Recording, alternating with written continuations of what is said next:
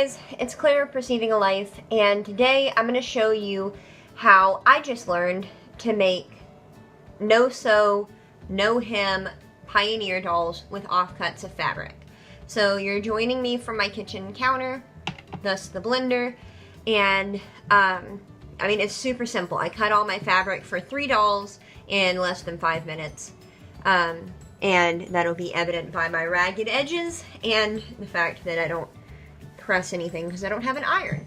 So what you're going to need is a square piece of fabric, and mine's mostly square because I didn't measure anything because I don't have anything to measure it with and I can't be bothered, and a rectangular piece of fabric that's about twice the size of the square. So I have those ready. What you'll also need is either 4 ties made from the fabric itself.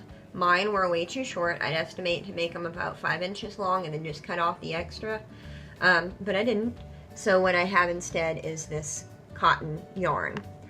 These are going to be used, maybe, by 3 real-life girls, at least one of whom is still teething.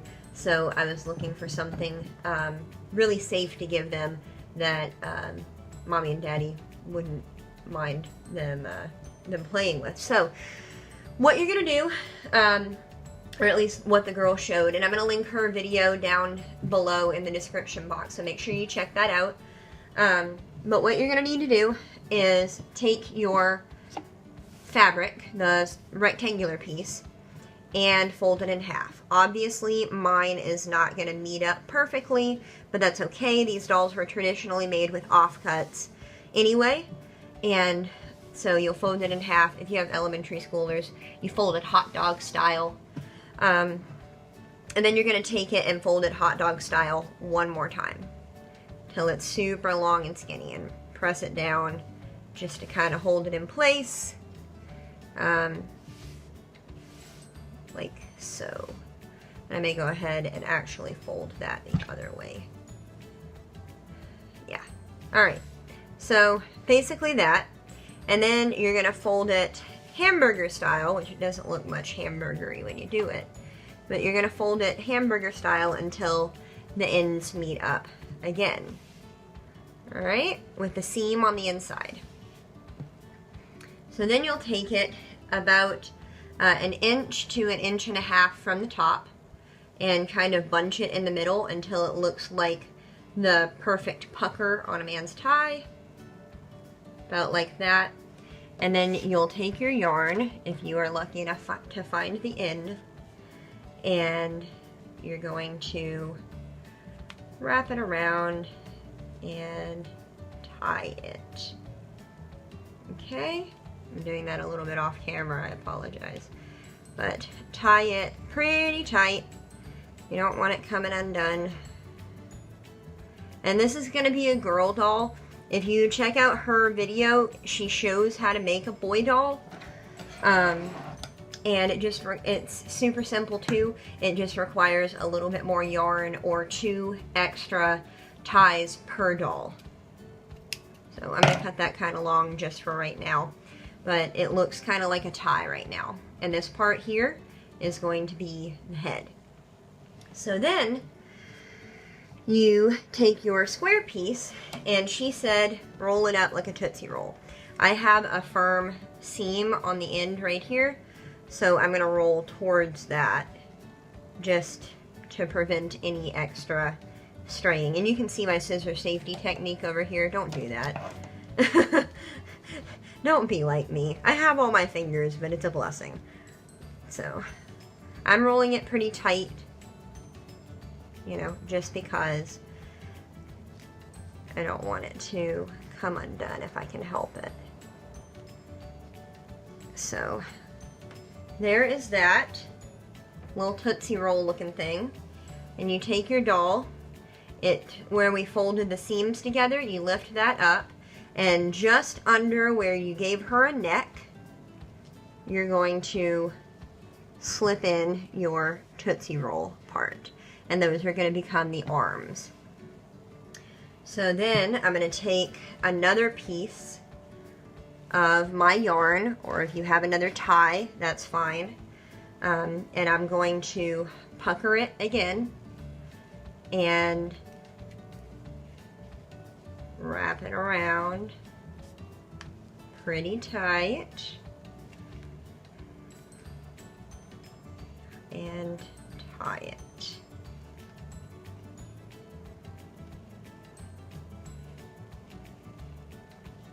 Okay,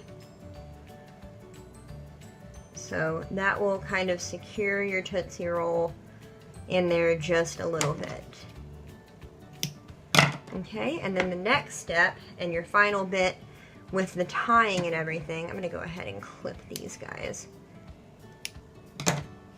And on my other dolls, I'm probably going to tie them on the same side. I may undo this one later, but, or maybe that one, because this looks like a better back. But what you're going to do is you're going to define some wrists. So you're going to take a corner of your Tootsie Roll, and I'm going to make that line up better. So you're just going to define some wrists and tie them also tight on both sides, just to give it some clear definition. And this part here is not liable to wiggle very much.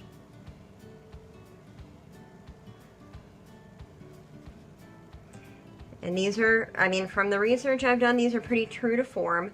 Like I said, they have at least one little girl who is still teething, or I might have considered doing the corn husk dolls, especially since they are fellow Midwesterners. And I like to consider myself an honorary Midwesterner. But then you have your shell of a doll. And like I said, I'm going to cut this part off and put the knot at the back, because I think this is going to make a better front right here. But there is her head, and if mommy and daddy say so, you can draw a face on her, you know, all of that.